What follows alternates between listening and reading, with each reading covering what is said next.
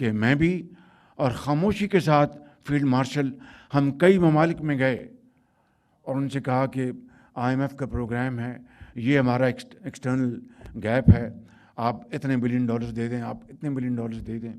मैं उन ममालिक का, उन दोस्त ममालिक का बेहद शुक्रगुजार हूँ। अल्हम्दुलिल्लाह हम लोग हर चीज़ में आगे नंबर 1 है। पाकिस्तान जिंदाबाद। किस चीज़ में पाकिस्तान नंबर 1 है? चीज़ में पाकिस्तान आगे हुआ है, हर चीज़ में नंबर 1 है जी। मुझे एक ऐसी चीज़ बता देना, किस चीज़ में नंबर 1 है? आपने तो हर चीज़ में बता दिया। ताकत है, यही बहुत है कि दुश्मनों की नजरों से टेंट है। हम लोग को कोई हिला नहीं सकता सिवाय खुदा के। हम लोग की एटमी ताकत का ये मतलब दुनिया के अवाम को कुछ दूसरा ये बात बताऊं कि किस तरीके से हमने उन दोस्त ममालिक को जाकर कर्ज़े लेने के लिए उनके दरख्वास्तें दी और उन दोस्त ममालिक ने हमें मायूस नहीं किया। लेकिन आप जानते हैं कि जो कर्ज लेने जाता है उसका सर झुका। ये तो पाकिस्तान की बहुत बड़ी है। वो डिफेंस मिनिस्टर ने कहा है हम IMF को छुट्टी करा देंगे। बिल्कुल सर, ये सर IMF को तो सालों से ये लोग छुट्टी कराते आए। चाहे नवाज शरीफ साहब की 3 बार की गवर्नमेंट को आप देख लीजिए, हिस्ट्री उठा के देख लीजिए, वो हर बार यही कहते हैं कि हमने कशकोल तोड़ दिया है, कशकोल तोड़ देंगे। तो सर ये बहुत अच्छी बात है अगर ये इस तरह से डिफरेंट कंट्रीज को अगर ये जहाज बेच रहे हैं, फाइटर इंडिया को पता लग जाएगा। उसमें पाकिस्तान के किरदार को आप किस तरह से देखते हैं? देखिए, पाकिस्तान एक बहुत ही डिफ़िकल्ट पोजीशन में खड़ा है और उसकी वजह यह है कि पाकिस्तान डिफ़िकल्ट इसलिए आज से कह रहा हूँ कि आपकी अफ़गानिस्तान से प्रॉब्लम चल रही है, आपकी भारत से प्रॉब्लम चल रही है, ईरान के बारे में गो के आपके यहाँ बहुत क्लैरिटी है, लेकिन अब देखना यह है कि अमेरिका अगर ईरान पे अटैक करता है। 47 पाकिस्तान की फॉरेन पॉलिसी आप देख लें या पाकिस्तान का टिल्ट देख लें तो हम तो पिट्ठू बन के रहे हैं ना। जिस तरह उज़ैर यूनुस ने कोट किया है टर्म, पाकिस्तान एक रेंटियर स्टेट है, या फरीद ज़करिया हैं या जितने भी अच्छे हमारे राइटर्स हैं।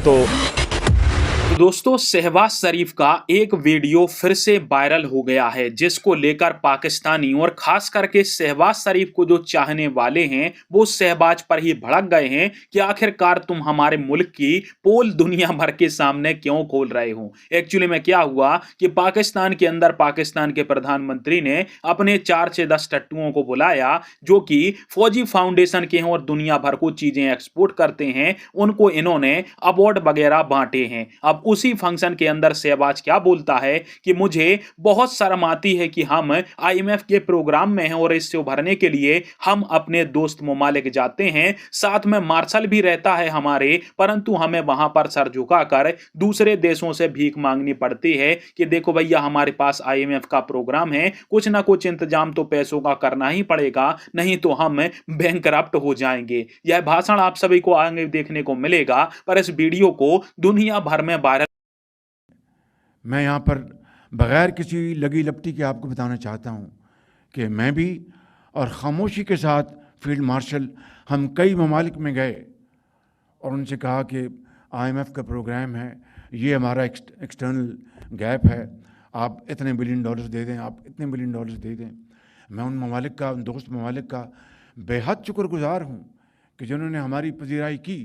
लेकिन आप जानते हैं कि जब कोई किसी से मांगने जाता है तो अपनी इज़्ज़त नफ्स के ऊपर वो उसकी कीमत उसको चुकानी पड़ती है, कॉम्प्रोमाइज़ करना पड़ता है।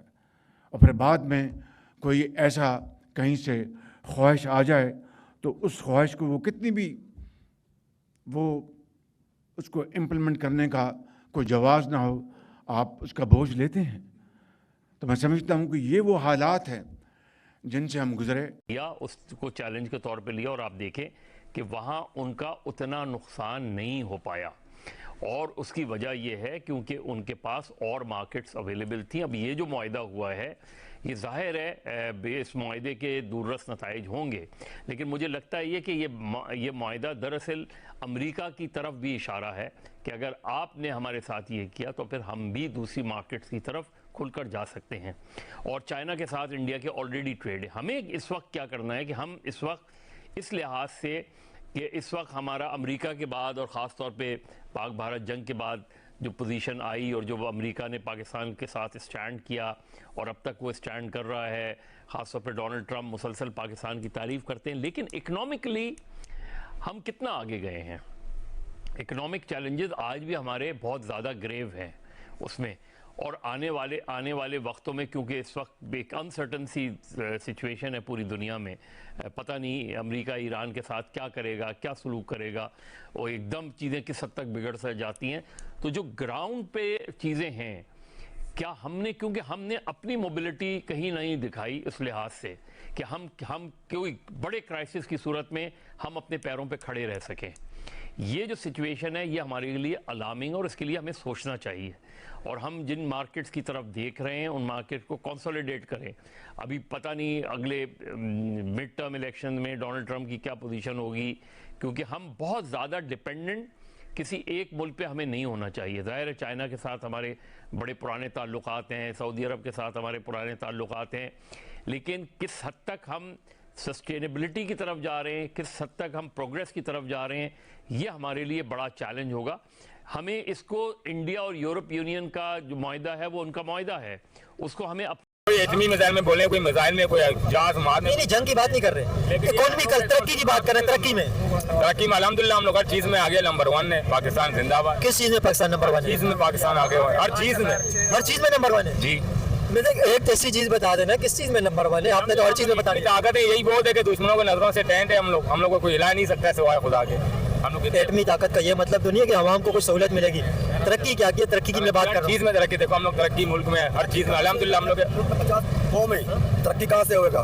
पाकिस्तान में कितना कौम है?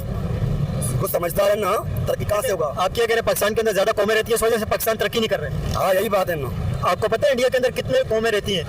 इंडिया के अंदर 150 से ज्यादा जबानें बोली जाती है, 150 से ज्यादा लैंग्वेज इंडिया के अंदर चलती है, और कई किस्म के मजहब इंडिया के अंदर है।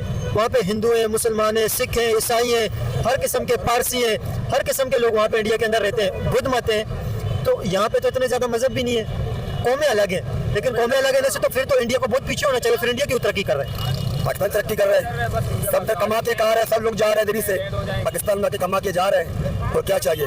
किस चीज में आगे जा रहे हैं? बस यही काम में, मंसूरी में, सौदाई में। मजदूरी में आगे जा रहे हैं, टेक्नोलॉजी में आगे तरक्की करनी है, मजदूरी में करनी है। सब कौम अंदर आके कमा रहे जा रहे हैं, तो कब तरक्की कहाँ से होगा? आपने कहा पाकिस्तान हर चीज के अंदर नंबर 1 है, मुझे एक चीज बता दे किस चीज में नंबर 1 है? एक चीज बता दे। हर चीज में देखो, अभी गधों का रेस हम लोग देखे, नंबर 1 हो गए, जीत गए गवर्नमेंट, पाकिस्तानी फुटबॉल, क्रिकेट, हर चीज में गधों में नंबर 1 है, गधों की रेस में नंबर 1 है। हाँ, अभी रेस देख के हम लोग आए क्या हमारी से।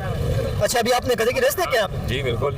तो ये आपने गधों की रेस में पाकिस्तान नंबर 1 है। तो पाकिस्तानी है तो नंबर 1 ही होंगे ना, इंडियन तो नहीं है। क्यों भाई? यार तरक्की की बात करें, तरक्की क्यों नहीं हो रही है? किस चीज में तरक्की नहीं, आपको किस चीज में तरक्की नजर नहीं आ रही? IT के अंदर देखें इंडिया पाकिस्तान से आगे जा रहे हैं, मेडिकल इंडस्ट्री के अंदर देखें इंडिया पाकिस्तान से आगे जा रहे हैं, टेक्नोलॉजी के अंदर देखें इंडिया पाकिस्तान से आगे जा रहे हैं। पेट्रोल इंडिया का नहीं है, आप देखें पेट्रोल इंडिया का अपना नहीं है, डीजल इंडिया का अपना नहीं है, लेकिन उसके बावजूद इंडिया पेट्रोल एक्सपोर्ट करते हैं। रशिया